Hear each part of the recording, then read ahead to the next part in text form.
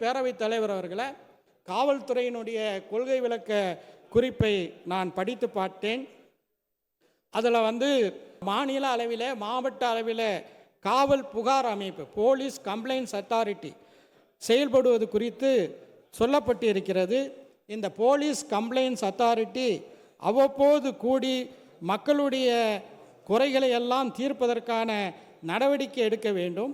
அதே நேரத்தில் சுற்றுச்சூழல் பாதுகாவலர்கள், ஊழல் எதிர்ப்பு ஆர்வலர்கள், நில உரிமை பாதுகாவலர்கள், தலித் மற்றும் பழங்குடியின பாதுகாவலர்கள், தகவல் அறியும் உரிமை ஆர்வலர்கள், காலநிலை மற்றும் பாலின பிரச்சனைகளுக்காக பணிபுரியக்கூடிய ஆர்வலர்கள், இவர்களுடைய பாதுகாப்பை உறுதி செய்வதற்காக அவர்கள் பல்வேறு வகையில் பல்வேறு இடர்பாடுகளை, பல்வேறு தாக்குதல்களை எல்லாம் சந்திக்கக்கூடிய ஒரு நிலை இருக்கின்றது.